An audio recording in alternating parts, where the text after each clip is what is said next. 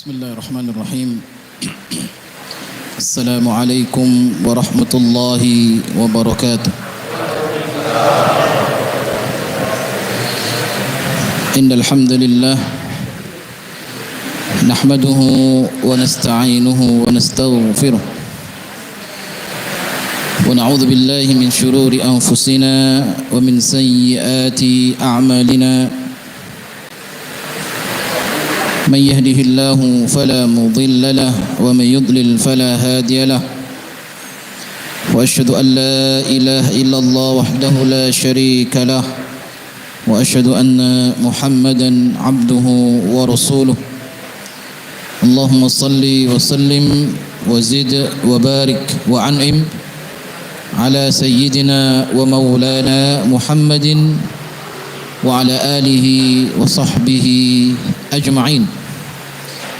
اللهم لا سهل إلا ما جعلته سهلا وأنت تجعل الحزن إذا شئت سهلا سهل لنا أمورنا وارحمنا برحمتك يا أرحم الراحمين. Ikhwan dan akhwat fiddin rahimani wa rahimakumullah, jamaah sekalian yang dimuliakan oleh Allah Subhanahu wa taala. Alhamdulillah, tentunya yang pertama mari kita bersama bersyukur kehadirat Allah Subhanahu wa taala atas segala karunia yang Allah berikan kepada kita semua. Karunia yang besar yaitu iman dan Islam, dan juga kesehatan dan waktu luang sehingga kita dikumpulkan oleh Allah Subhanahu wa taala di tempat yang mulia ini, di majelis yang mulia. Mudah-mudahan majelis ini senantiasa diridhai dan diberkahi oleh Allah Subhanahu wa taala. Amin ya rabbal alamin. Salawat dan salam mudah-mudahan senantiasa tercurahkan kepada Rasulullah sallallahu alaihi wasallam yang telah membimbing umatnya dari kegelapan jahiliyah menuju cahaya Islam. Mudah-mudahan kita semua mendapatkan syafaat beliau di hari akhirat kelak. Amin ya rabbal alamin. Jamaah sekalian yang dimuliakan oleh Allah Subhanahu wa taala, insyaallah pada malam hari ini kita akan membahas tentang akidah. Kita masuk pada bab al-khaufu minasy-syirk. Takut adalah bagian daripada kesyirikan kepada Allah Subhanahu wa taala. Wa qaulullah azza wa jalla, Allah Subhanahu wa taala berfirman, innallaha la yaghfiru ay yushraka bihi wa yaghfiru ma duna dzalika liman yasha. Sesungguhnya Allah Subhanahu wa taala la yaghfiru, tidak mengampuni, ayyushraka bihi, dosa-dosa syirik, wa yaghfiru, dan Allah mengampuni, ma duna dzalik, selain daripadanya, liman yasha, bagi siapa yang dikehendaki oleh Allah Subhanahu wa taala. Maka dalil yang tadi kita bacakan adalah merupakan penjelasan dari bab yang tadi kita sebutkan, al-khaufu minasy-syirk. Bagaimana kita selaku hamba Allah Subhanahu wa taala menjaga diri dari sifat-sifat yang dibenci oleh Allah Subhanahu wa taala. Dalam hal ini adalah menjadikan untuk Allah Subhanahu wa taala tandingan-tandingan dan sekutu-sekutu bagi Allah. Maka Allah berfirman pada ayat tadi kita sebutkan, Allah ampunkan semua dosa liman yasha, bagi siapa yang dikehendaki oleh Allah Subhanahu wa taala. Dan Allah tidak mengampunkan dosa-dosa syirik. Tentunya ketika orang itu bertaubat dengan taubatan nasuha, dengan taubat yang benar, dengan meninggalkan perbuatan-perbuatan yang diharamkan oleh Allah Subhanahu wa taala. Ya, maka dari ayat tadi yang kita baca bahwasannya kesyirikan adalah a'zamuz dzunub, adalah bentuk dosa yang besar. Ya, karena Allah menjelaskan pada ayat tersebut, annahu la yaghfiruhu, Allah tidak mengampunkannya, liman lam yatub minhu, ya, kecuali bagi orang yang bertaubat.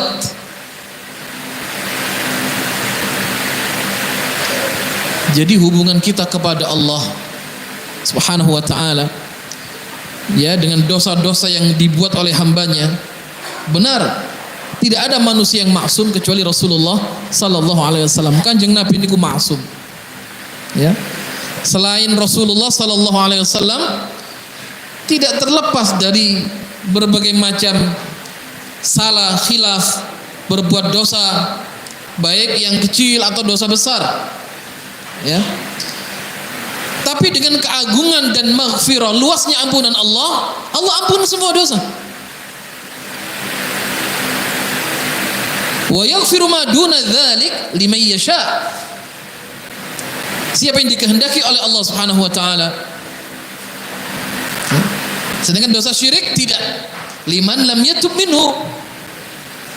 Kalau dia tidak bertaubat, meninggalkan kesyirikan dan kemudian kembali kepada jalan Allah Subhanahu wa taala. Maka dari itu, jemaah sekalian dimuliakan oleh Allah Subhanahu wa taala, bagaimana sejatinya al-khauf wal khasyah adalah kita berikan kepada Allah Subhanahu wa taala, bukan kepada selain Allah.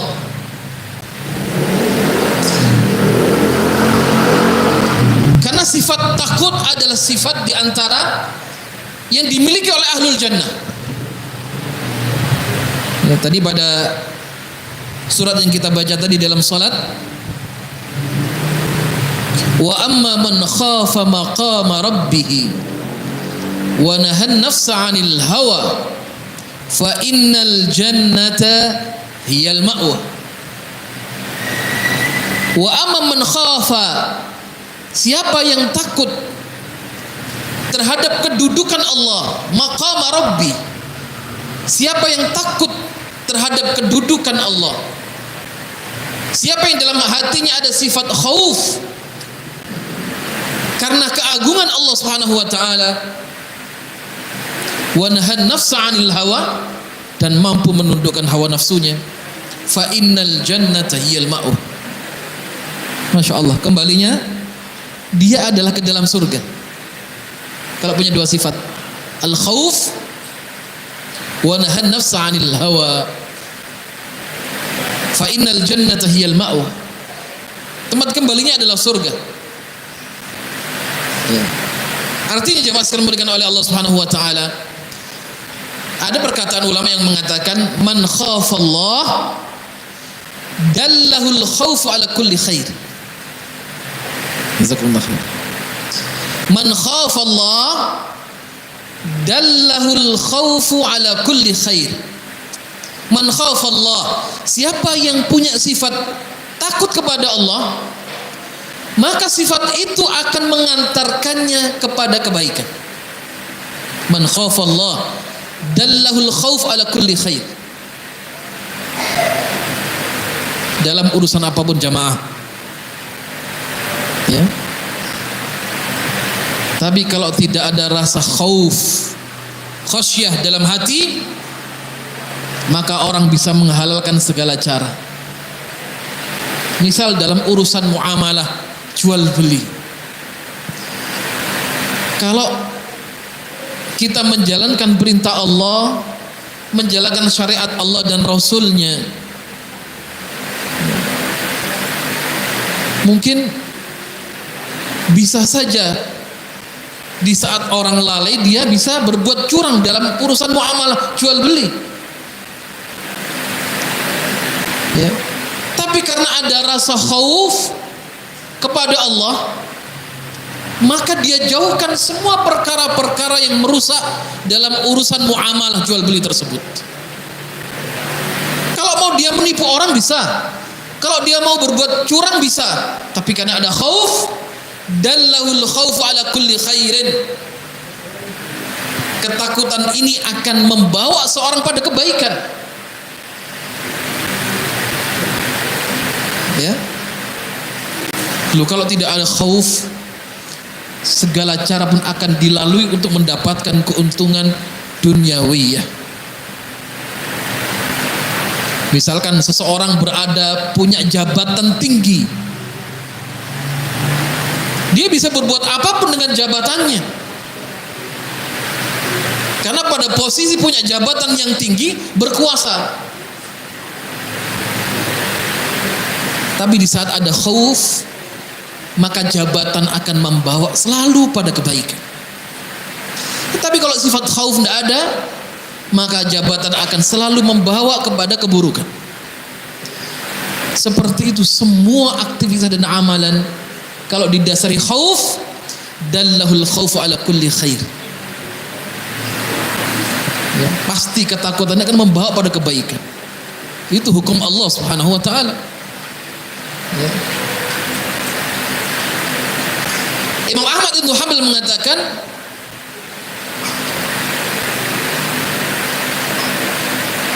puncak daripada ilmu adalah khasyatullah.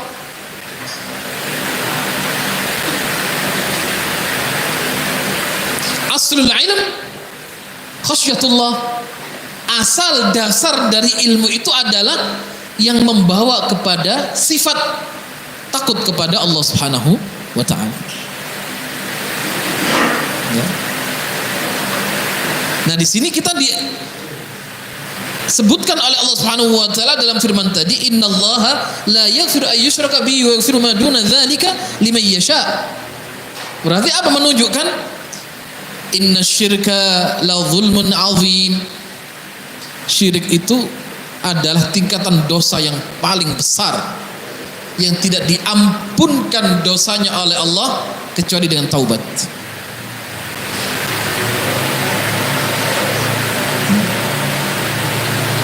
Kesyirikan dalam banyak sisi, ya. Misalkan dalam doa, berdoa kepada selain Allah Subhanahu wa taala, berharap kepada selain Allah. Maka saya sampaikan bahwasannya amalan hati lebih besar daripada amalan zahir. Karena hati ini raja yang menggerakkan anggota badan. Misal, di saat dalam hati ini ada sifat al-mahabbah, khauf, raja, ya, maka insya Allah amalan zahirnya baik, karena dalam hati dipenuhi rasa cinta kepada Allah. Apapun yang Allah syariatkan dia suka. Salat dia jaga baik itu salat, yang wajib tuntas, yang sunnah selesai. Kenapa? Datang perintah dari Allah. Puasa Ramadan tuntas, syariat Allah. Menutup aurat, iya, syariat Allah. Semua yang datang dari Allah, karena berawal dari sifat mahabbah, maka diterima semuanya oleh seorang hamba, ya. Berawal dari apa? Mahabbah, kecintaan dari dalam hati. Misal, malam ini kalau tidak ada keinginan, kecintaan kita kepada ilmu, lebih baik bersalat tidur saja. Hah? Padahal kita hanya butuh waktu 1 jam untuk belajar. Kalau tidak ada dorongan kuat ingin menambah ilmu, yang dari ilmu akan melahirkan sifat khasyatullah, maka dibelani untuk tidak tidur, untuk meninggalkan hal yang lain dengan mendahulukan thalabul ilm. Seberat apapun aktivitas kita, kalau sudah ada salat, hayya 'alas shalah, ditinggalkan. Mendekatkan diri kepada Allah. Dasarnya apa? Mahabbah. Maka dalam unsur ibadah ada 3 hal yang tidak boleh ditinggalkan. Yang pertama adalah di saat kita beribadah kepada Allah harus hadir dalam hati ini sifat mahabbatullah, cinta kepada Allah. Harus hadir yang kedua, roja, berharap pahala surga dari sisi Allah, berharap ridho Allah. Yang ketiga ada sifat khauf, takut akan siksanya, takut akan neraka, takut akan dosa. Maka ibadah tidak sempurna kalau tidak ada 3 hal ini. Tidak bisa orang beribadah, saya sholat tapi tidak ada cinta dalam hati kepada Allah. Tapi saya ingin masuk surga dan saya takut neraka, tapi nggak ada kecintaan kepada Allah. Tidak sempurna ibadah seseorang. Atau di saat dia salat, dia cinta kepada Allah tapi tidak berharap pahala, tidak berharap surga, tapi takut neraka. Ini pun tidak bisa. Atau sebaliknya dia salat, dia muncul sifat mahabbah, berharap surga tapi tidak takut adab Allah. Maka ini dikatakan 3 unsur utama dalam ibadah adalah al-mahabbah, ar-raja, al-khauf. Di saat kita salat Allahu Akbar, kita salat karena kecintaan kepada Allah, karena raja, berharap pahala dan kebaikan dari sisi Allah. Al-khauf, takut akan siksa dan azab Allah Subhanahu wa ta'ala. Nah, ini penting. Maka dari itu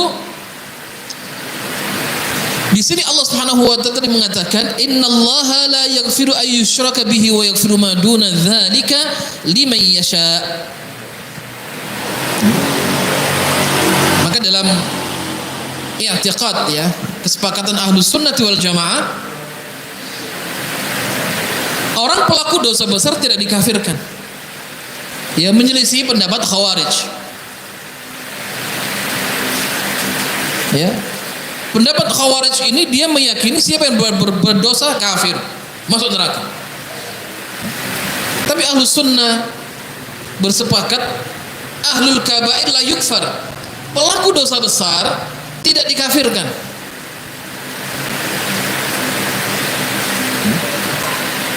Di dunia, misal ada orang berzina, zina dosa besar, iya. Apakah kemudian pelakunya dikafirkan? Tidak. Ada pada dirinya sifat-sifat yang tidak baik karena berbuat dosa besar. Dalam dirinya juga ada iman. Bagaimana hukumnya di sisi Allah kelak di akhirat? Tahta masyiatillah, sesuai kehendak Allah. Kalau Allah memaafkan, akan dimaafkan.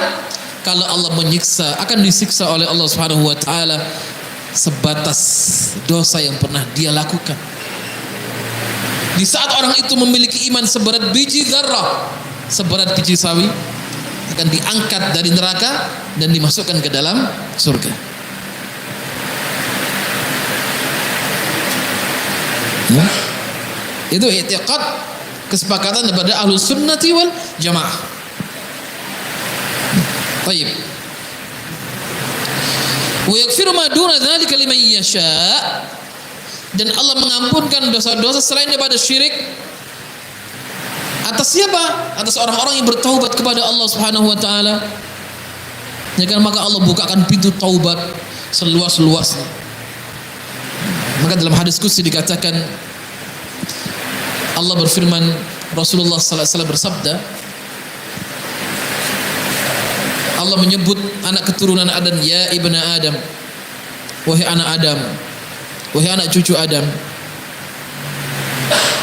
innaka ma da'autani wa rajautani, wahai anak cucu Adam, selama engkau berdoa kepadaku dan berharap kepadaku, aku ampunkan apa yang ada pada dirimu. Wala ubali, saya tidak pedulikan.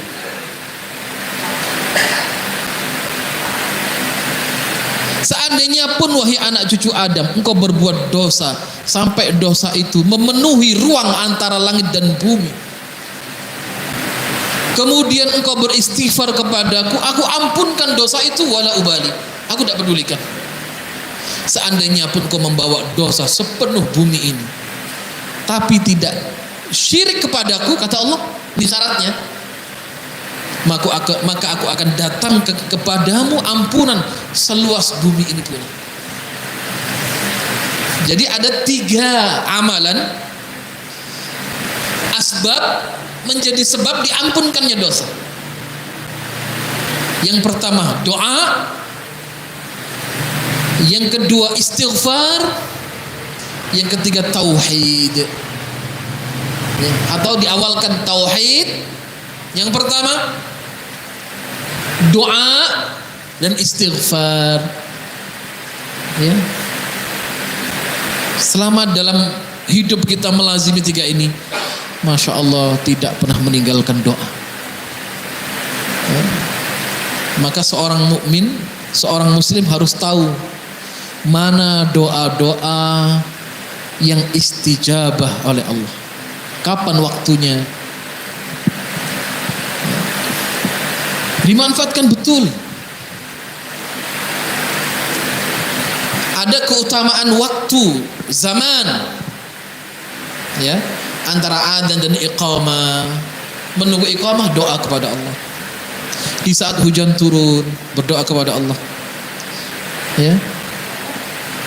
Di saat kita berikhtiar untuk memperbaiki keislaman, memperbanyak doa kepada Allah. Di saat kita dalam kondisi sulit, berdoa kepada Allah Subhanahu wa taala. Allah senang. Justru Allah murka kepada siapa? Kepada seorang yang tidak pernah berdoa. Allah marah kepada orang yang selalu tidak pernah memunajat kepada Allah Subhanahu wa taala. Ya kan? Dalam bahasan hadis disebutkan, justru Allah lebih menyukai taubatnya seorang hamba dari seorang musafir yang kehilangan binatang tunggangannya dan perbekalannya di gurun Sahara. Ya. Jadi dikisahkan ada seorang musafir melewati gurun pasir. Dia persiapkan binatang tunggangan itu dengan perbekalannya yang cukup untuk sampai di tujuan. Ya, tiba-tiba waktu istirahat, hilang ini onta dan perbekalan yang ada di punuknya. Di binatang tunggangannya pergi sama ontanya. Apa yang terjadi? Matilah dia. Ya, kemudian ada jemaah haji yang dibuang di gurun pasir, dibuang, meninggal. Ya, dia tak tahu arah. Ya, seperti orang terombang-ambing di tengah laut, tidak tahu arah. Ya, orang berada di gurun pasir. Ya, karena supirnya nggak tanggung jawab, penumpangnya diturunkan di padang pasir. Terus cari kemana? Terik matahari luar biasa, haus, meninggal. Ada 2 atau 1 yang selamat. Di saat dia sedih, tertidur, tidak lama begitu dia bangun, ontanya sudah di sampingnya. Kira-kira bagaimana perasaan? Senang, bahagia, alhamdulillah ya Allah. Allah lebih cinta kepada hambanya yang berbuat dosa dan bertaubat, mengalahkan cintanya pemuda ini di saat binatang tunggangan dan makanannya kembali lagi di sisinya.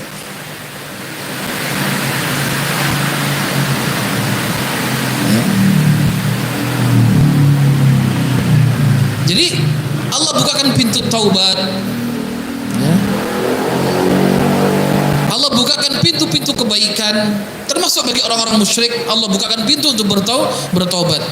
Maka Allah berfirman, a'udzubillahi minasyaitonir rajim, qul ya ibadiyalladzina asrafu ala anfusihim, wahai orang-orang yang melampaui batas pada dirinya, la taqnatu min rahmatillah, jangan berputus asa dari rahmat Allah. Innallaha yaghfirudz dzunuba jami'a. Ya, sungguhnya Allah Subhanahu wa taala mengampunkan semua dosa. Innahu huwal ghafurur rahim. Kemudian juga Allah Subhanahu wa taala berfirman, ya, menceritakan bagaimana doa Al-Khalil alaihi salam, ya, Ibrahim alaihi salam. Allah berfirman, wa junubni wa baniya an na'budal asnam. Wa junubni, jauhkan diriku ya Allah, wa baniya, dan anak keturunanku, an na'budal asnam, untuk tidak beribadah kepada patung dan berhala. Ya, ini doanya Ibrahim alaihissalam. Bagaimana besar perhatian beliau kepada keluarganya, didoakan. Ya. Jadi kita jangan mendoakan diri kita sendiri, doakan anak keturunan. Ya. Rabbana hab lana min azwajina. Ya. Khitabnya apa? Permintaannya bukan untuk diri kita sendiri. Rabbi firli, saya. Mana orang lain? Mana tetangga? Mana kedua orang tua? Mana sahabat?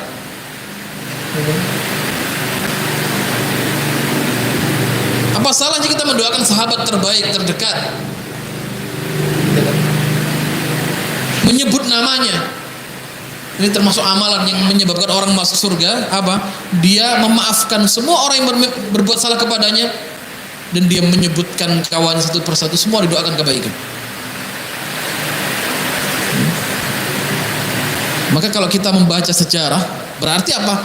Begitu besar perhatian para nabi dan rasul pada keluarga mereka, terutama dalam apa? Menjaga nilai-nilai akidah. Ya kan, bagaimana Yakub alaihissalam di saat menjelang kematiannya, apa yang ditanyakan oleh Yakub kepada keturunannya? Ma ta'buduna min ba'di? Apa yang kalian sembah sepeninggalku, wahai anak keturunanku, wahai anak cucuku? Ma ta'buduna min ba'di? Ya. Yang ditanya bukan ma ta'kuluna min ba'di, bagaimana nanti kalian makan kalau ibu sudah tak ada? Kalian kerja apa kalau bapak tidak ada? Bukan. Tapi yang ditanyakan ma ta'buduna min ba'di. Leh nduk, piye lek bapak Israel nek salat iki kok piye ya ini? Insyaallah. Karena urusan iman, amal enggak ada yang jamin. Tapi kalau rezeki sudah pasti dijamin oleh Allah. Selagi orang itu hidup, pasti ada rezekinya. Tanda orang itu rezekinya habis, dia akan mati. Jadi orang meninggal rezekinya habis. Selama orang itu hidup, rezekinya didatangkan oleh Allah Subhanahu wa taala. Tapi mana ada yang jamin seorang bisa istiqamah dalam amal? Siapa yang menjamin seorang bisa meninggal dalam keadaan baik di akhir usianya? Siapa yang menjamin dia bisa terus konsisten dalam menjaga iman dan amalnya? Tidak ada. Kula panjenengan sami ikhtiar, berusaha. Mugi-mugi takdirnya pun saya. Nggak ada yang tahu takdir kita baik apa buruk, ada yang tahu. Yang tahu hanya Allah. Ya kan? Qadha, ketentuan itu ditulis oleh Allah sebelum manusia diciptakan. Nah, takdir adalah sesuatu yang terjadi dan kita ketahui itu takdir. Kita berada di masjid ini atas takdir Allah. Mungkin habis kajian nanti ada yang punya angan-angan, saya ke sana. Apa yang terjadi Allah takdirkan, yang tidak terjadi adalah bukan dari bagian takdir Allah Subhanahu wa taala. Oke lah, boleh manusia punya rencana, Allah yang menentukan. Ya, kadang rencana meleset, kadang tepat. Ya. Punya apa? Istilahnya halusinasi. Punya halusinasi. Perencanaan matang, ya, desainnya masya Allah, tulis, ya. Ada yang tepat sesuai, ada yang meleset. Nah, yang paling baik bagaimana? Yang tepat disyukuri, yang meleset disabari. Itu.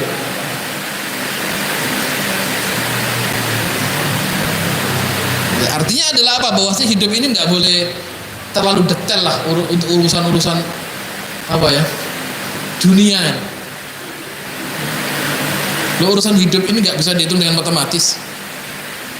Gak bisa dihitung dengan matematika. Kadang di luar nalar kita selaku manusia. Kadang gak nyanda, gak terfikirkan. Ya. Berarti apa? Yang berbicara sudah lah, istilah anak pondok itu manajemen malaikatan, manajemen langitan. Manajemen langit ini yang tidak bisa dikalkulasi oleh manusia. Rasa dihitung-hitung. Ya. Nah, manusia ini kalau terbatas mengkalkulasi transaksional urusan dunia ini, tidak hidup kita ini. Ya, kita ada yang punya anak 5, 7, 3, sekolah bareng-bareng, bayarnya bareng-bareng, kadang merasa berat. Tapi alhamdulillah anak dari kecil semuanya sekolah, semuanya dewasa, bahkan bisa menikahkannya, sudah anak cucu. Kalau dipikir, lah kok iso rezeki anak sendiri-sendiri. Dulu waktu bujang miskin begitu menikah, iyakunu fuqara yughnihimullahu min fadli. Ya, bujang enggak punya apa-apa, ngurus dirinya aja susah. Begitu akad punya pendamping jadi kaya. Bisa beli motor. Ya, bisa punya rumah, bisa menyekolahkan anak-anak, masya Allah. Itu karena kalau dikalkulasi oleh matematis tidak masuk akal semuanya, susah diterima gitu ya. Jadi konsep hidup itu tawakalnya harus bagus. Jadi ada kisah, ini dulu pernah saya ceritakan, dialog antara Imam Malik dan Imam Syafi'i rahimahullah. Imam Malik ini gurunya Imam Syafi'i.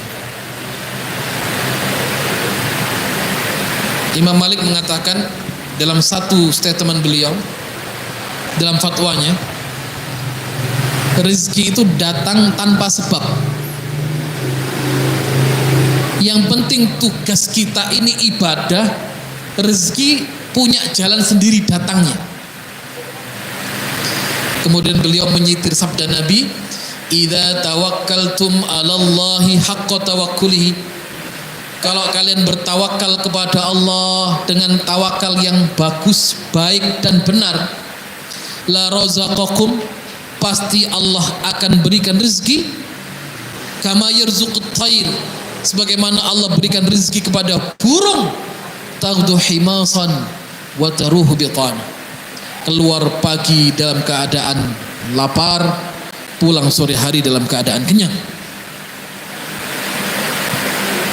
Yang penting tugas kamu ibadah, rezeki datang jalannya sendiri. Imam Asy-Syafi'i rahimahullah tidak sependapat dengan gurunya. Ya. Menurut beliau rezeki harus ada sebabnya. Ya, misalkan rezeki akan datang kalau dijemput. Orang yang mesti harus bekerja, harus keluar rumah, harus mencari, akan mendapatkan imbalan uang. Ini pendapat muridnya Imam Syafi'i, berbeda dengan gurunya. Suatu saat beliau izin pulang dari majelis. Ya. Ingin pulang, di tengah perjalanan ada orang panen anggur. Niat beliau ingin membantu tanpa imbalan. Ya. Hanya membantu, selesai. Karena kebaikan Imam Syafi'i rahimahullah, orang-orang itu sangat kagum, maka diberilah mukafaah, imbalan anggur sekeranjang penuh. Akhirnya beliau nggak jadi pulang, beliau datang ke gurunya. Beliau meyakini pendapat saya lebih kuat dan benar daripada guru saya. Datanglah beliau di majelis Imam Syafi'i, Imam Malik bin Hanbal, Imam Malik, ya. Imam Malik datang ke masjid Imam Malik, sedangkan Imam Malik masih taklim dengan murid-muridnya. Imam Syafi'i mengatakan, wahai guru, saya tadi pulang cerita ya, sebelum sampai rumah saya berikhtiar usaha bantu orang. Aku tak harapkan apapun darinya, tapi Allah berikan rezeki melalui mereka, saya diberi imbalan anggur ini. Berarti rezeki itu datang karena ada usaha dahulu, ada sebabnya. Apa kata Imam Malik? Kamu benar wahai Syafi'i. Saya ini punya murid, punya majelis. Tidak mungkin mereka saya tinggalkan. Tapi di saat kamu pergi, saya berdoa kepada Allah, ya Allah, seandainya siang hari nanti ada seorang hambamu yang saleh membawa anggur sekeranjang penuh dan bisa kita nikmati bersama. Wahai Syafi'i, tidak lama doa saya dikabulkan oleh Allah. Kamu datang dengan membawa anggur satu keranjang. Masya Allah. Jadi ada tipe dua model rezeki. Rezeki yang dicari dan rezeki yang datang dan kita cari. Makanya kadang rezeki bukan jatahnya kita cari, saya mati gak akan ketemu. Tapi kalau sudah jatahnya gak akan meleset.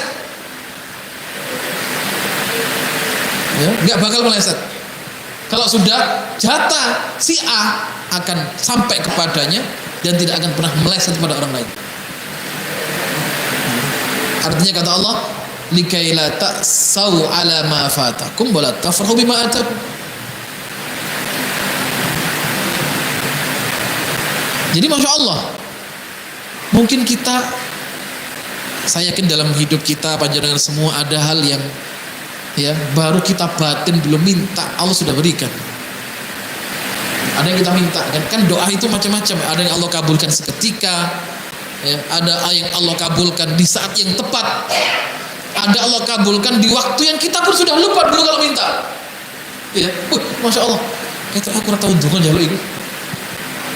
Ya, mungkin dia sudah lupa, tapi Allah nggak pernah lupa. Boleh jadi di saat kita kebentur sesuatu, baru batin Allah berikan rezeki dan kemudahan.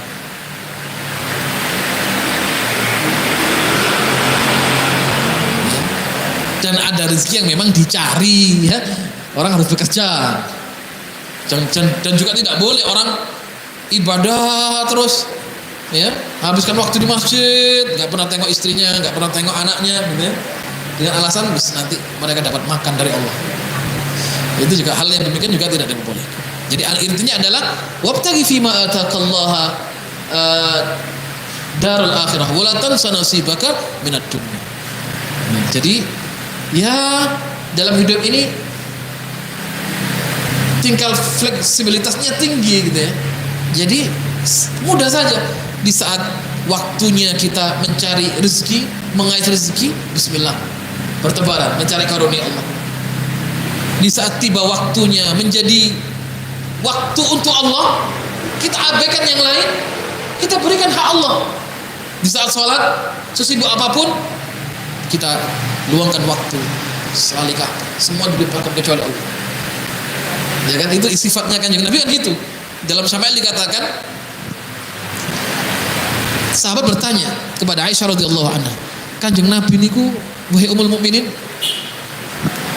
kalau di rumah bagaimana beliau? Dipuji sama istrinya, Masya Allah, beliau kalau di rumah adalah suami terbaik. Beliau tidak segan menjahit bajunya sendiri. Beliau tidak juga malu untuk kemudian mengesol sandalnya sendiri. Beliau suka membantu pekerjaan istrinya.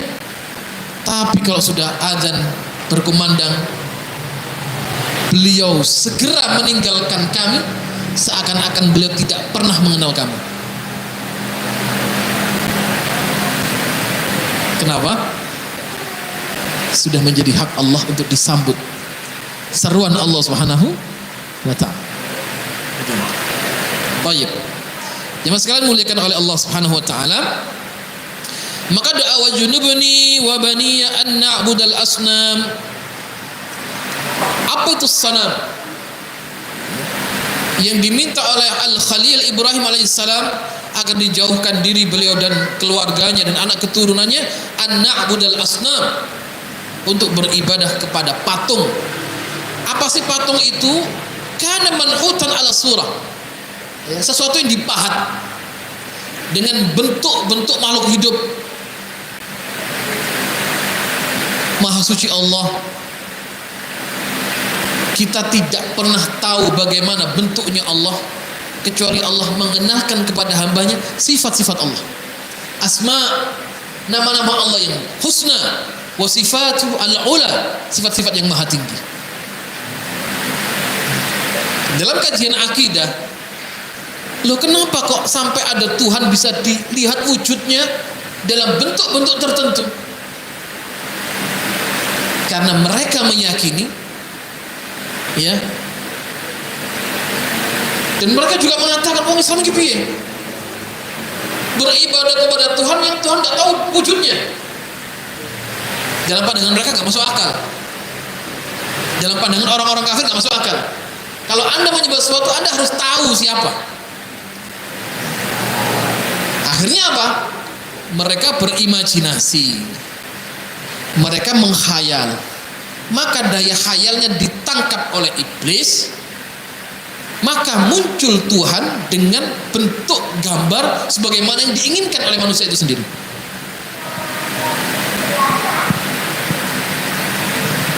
Dengan wujud-wujud tertentu. Bahkan Tuhan bisa hadir masuk dalam diri makhluk sampai kepada hewan-hewan tertentu.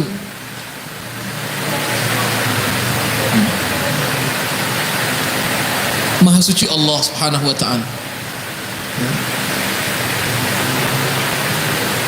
Jadi daya khayalnya ini, banyak orang menghayal ini bahaya gitu. Mereka berimajinasi, berkhayal, maka daya khayal ditangkap oleh iblis, maka muncullah Tuhan-Tuhan yang dipahat, dibentuk oleh tangan-tangan manusia itu sendiri, disembah sendiri, gitu ya. Kalau dulu masyarakat jahiliyah ada yang bahkan memahat Tuhannya dari gandum, dipoles baik mungkin. Begitu saat di rumah mereka nggak ada makanan, dimakanlah gandum ini.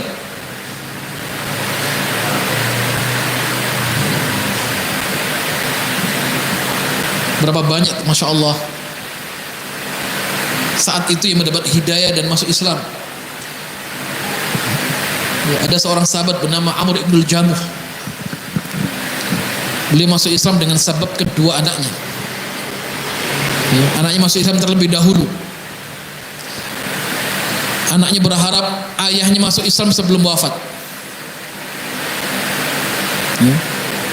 Hanya anaknya membuat makar, ini bagaimana nih bapak bisa masuk Islam, hatinya terbuka, diberi hidayah oleh Allah, dan selalu didoakan oleh anak-anak. Saat itu dia menyembah patung, berhala, yang dia buat sendiri. Setiap hari diberi wewangian, setiap hari disembah, bangun tidur dia menyembah, mau tidur menyembah, setiap hari.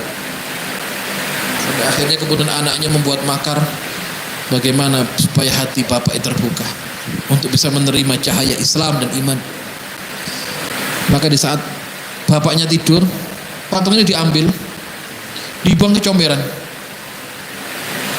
dengan kepala di bawah, kakinya di atas, ditancapkan gitu. Begitu bangun, mau beribadah seperti hari-hari biasanya, udah ada nih Tuhannya. Cari-cari ternyata nyungsep, ya, di comberan sangat kotor dan bau. Marah Amr ibn Jam. Siapa yang berbuat demikian? Diambil Tuhan, dibersihkan, diberi wewangian, disembah lagi. Hari kedua, malam hari diambil semuanya, dibuang ke comberan yang sama. Di hari ketiga, terbuka hatinya. Dia mengatakan, kalau kamu Tuhan, ya, kalau engkau berkuasa, tentu engkau akan bisa membalas siapa yang menghinakan dirimu. 3 kali kepalanya nyungsep di comberan, gak ada yang bisa apa-apa, dia benda mati. Dari situ pintu hatinya terbuka dan menerima Islam. Maka di saat saking cintanya kepada Islam, dalam perjuangan, kaki beliau pinjang satu, gak bisa jalan, namun ya terhambat oleh kakinya. Suatu saat terjadi ada panggilan jihad. Anaknya mengatakan, wahai ayah, panjenengan uzur, boten sah temu jihad ini berat. Rasul sudah izinkan panjenengan sudah sepuh, sudah tua, Anda tidak mampu berangkat karena perjalanan jauh, sedangkan Anda uzur. Rasul sudah izinkan, ayah jangan berangkat. Apa kata beliau, wahai anakku, justru bapakmu ini, ayahmu ini ingin menginjak surga dengan kaki bapak ini yang terseok-seok dalam berjalan. Masya Allah, Anda lihat bagaimana Al-Quran mensibghah pribadi seseorang, ya, bagaimana Al-Quran membentuk karakter. Yang sehat-sehat aja kalah gitu ya. Semangatnya itu Masya Allah. Mungkin kita dapati banyak kalau misalkan kita umroh, ya, kalau tawaf di bawah kan ringan ya. Saat kita diusir atau tawaf di lantai 2 dan 3, lumayan seperti berjalan berapa kilo itu. Tapi di saat kita lemes itu, ngelitro kita minum ya, tiba-tiba lewat depan kita bapak-bapak watekan ini, ya, tawaf, ada yang bawa kaki cuma satu, ada yang gak punya kaki, dia bawa 2 tekan gini, malu kita ya. Wah, itu 2 tekan aja mampu mengutari itu. Ya, kadang sudah mbah-mbah nggak bisa lihat, dituntun buta. Ya, sekuat itu kecintaannya untuk beribadah kepada Allah Subhanahu Wa Taala. Apa yang menguatkan? Hatinya. Ya, yang menguatkan adalah hatinya. Nah, kembali kepada pembahasan, patung ini adalah manhutan ala surah, dipahat, dibuat dengan surah, kabar-kabar tertentu.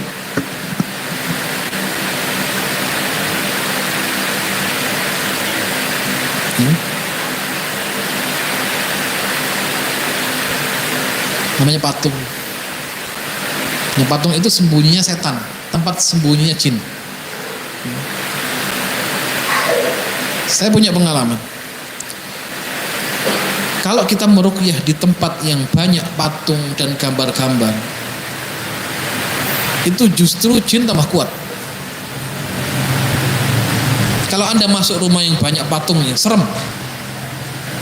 Iya. Besok motonya ngelirik dewe.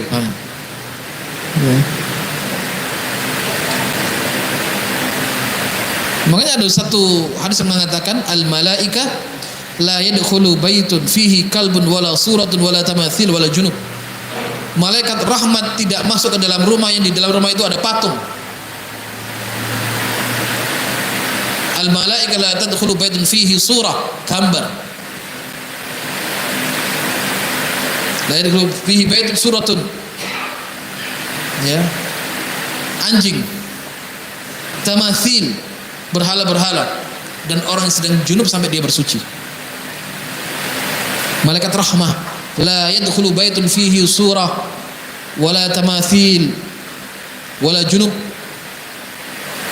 tidak masuk rumah di saat ada 4.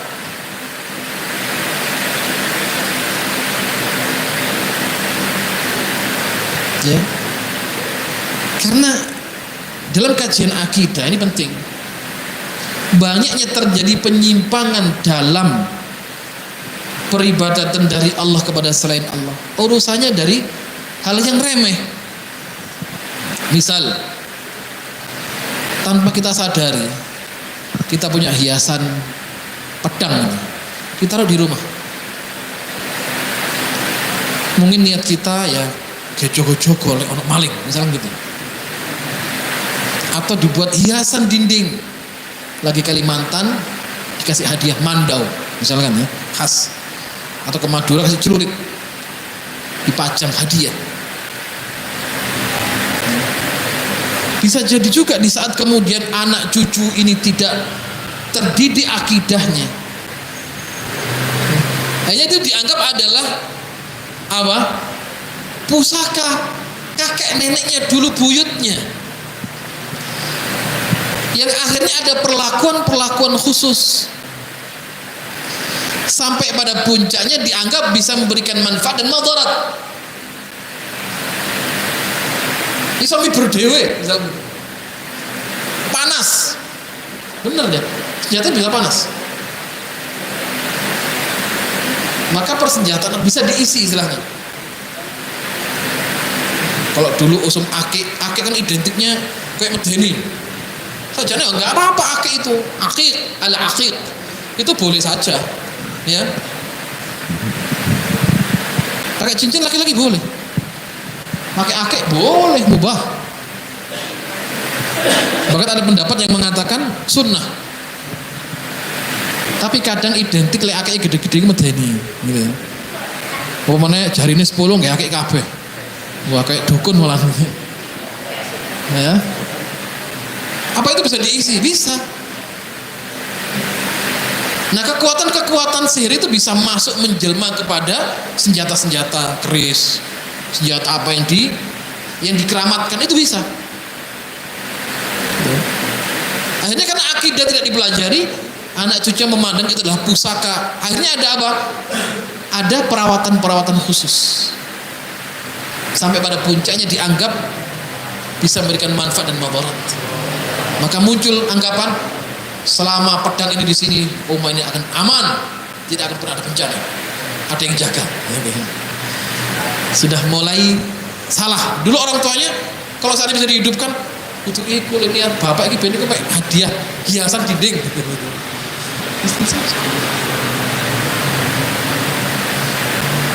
Ya.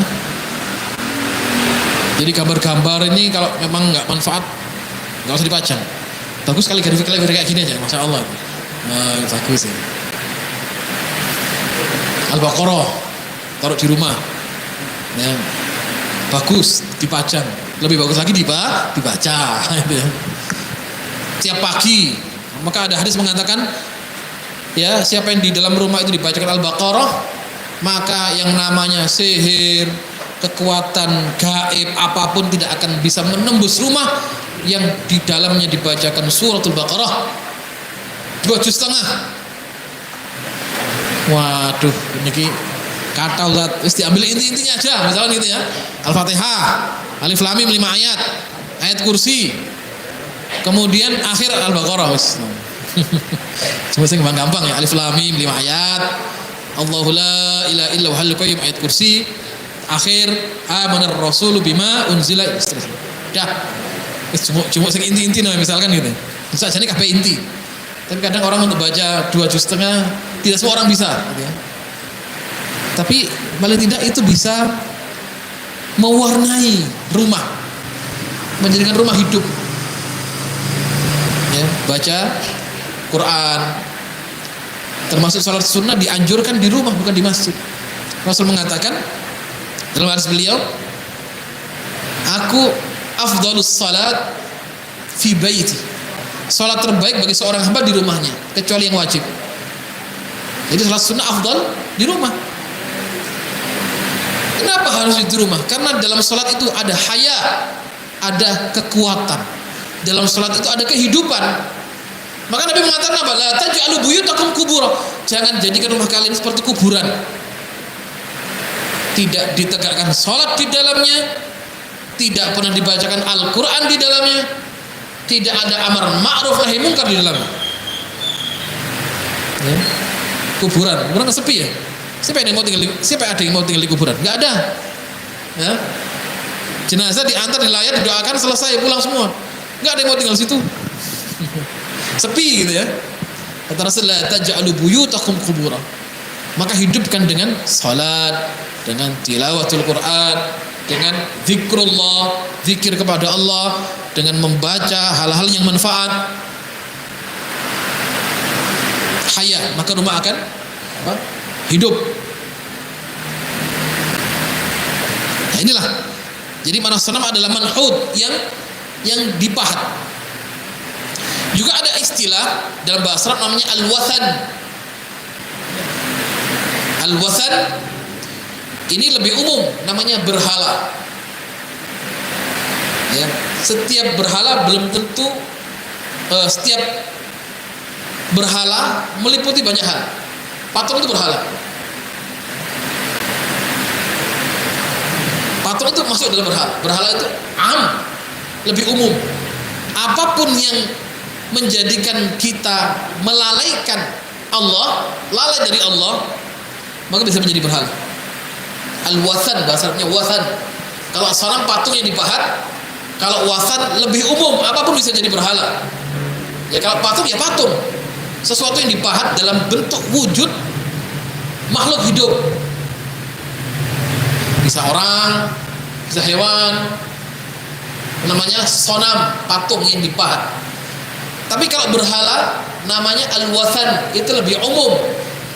Apapun bisa jadi berhala. Sesuatu yang melalaikan Allah berhala. Yang diminta oleh Al-Khalil Ibrahim alaihissalam, wa junubni wa bani an na'budul asnam. Kadang juga sonam itu masuk dalam wathan, ya, adalah berhala. Sebagaimana firman Allah, innama ta'buduna min dunillahi awsanan. Lalu sesungguhnya kalian beribadah kepada selain Allah, yang kemudian kalian menjadikan dia berhala. Wa takhluquna ifkan, dan kalian membuat kedustaan dan kebohongan. Jadi wathan itu lebih umum dan itu lebih kuat, ya. Maka sonam masuk dalam kategori al-wathan. Sebagaimana hal-hal yang disembah selain patung, orang nyembah batu, misalkan ya, batu nggak ada wujud. Saat itu batu menjadi wathan, berhala. Ada nggak orang nyembah batu? Ada. Ada orang menyembah matahari, bulan. Makanya kata Allah, la tasjudu lisyams wala lil qamar. Jangan kalian sujud kepada matahari, kepada bulan. Sujudlah kepada yang menciptakan keduanya, Allah Subhanahu wa ta'ala. Jadi apa yang Allah sebutkan ini disembah oleh banyak orang. Ada orang nyembah api, majusi nyembah api, karena dianggap itulah kekuatan, situlah keperkasaan, kemuliaan. Mereka menyembah api. Dan apapun, banyak. Semuanya adalah al-awthan, semuanya adalah berhala. Dan kelak di hari kiamat, orang yang beribadah kepada selain Allah diperintahkan oleh malaikat untuk lari kepada Tuhannya. Dulu menyembah api, lari kepada api. Dulu menyembah batu, lari kepada batu. Semuanya terdiam, tidak bisa memberikan pertolongan kecuali Allah. Orang-orang beriman datang kepada Allah Subhanahu wa ta'ala, datang kepada nabinya, maka Rasulullah memberikan syafaat, dan kemudian Allah Subhanahu wa ta'ala mengabulkan doa-doa Rasulullah sallallahu alaihi wasallam. Baik, jemaah sekalian muliakan oleh Allah Subhanahu wa ta'ala. Maka oleh karena itu, jadi disebutkan di sini ada satu al-khullah, itu lebih khusus, ya. Khalil itu artinya adalah kekasih. Maka Allah Subhanahu wa ta'ala memberikan kekhususan kepada dua nabi yang mulia, al-khalilaini. Siapa itu? Ibrahim dan Muhammad sallallahu alaihi wasallam. Sebagaimana sabda beliau Rasulullah sallallahu alaihi wasallam, "Lau kuntu," kata beliau, "muttakhidan khalilan, seandainya aku diizinkan mengambil kekasih, latakhadtu Aba Bakrin, aku akan ambil Abu Bakar sebagai kasihku, walakinallaha takhadhani khalilan, tapi Allah menjadikan aku khalilan, kekasihnya." Ya.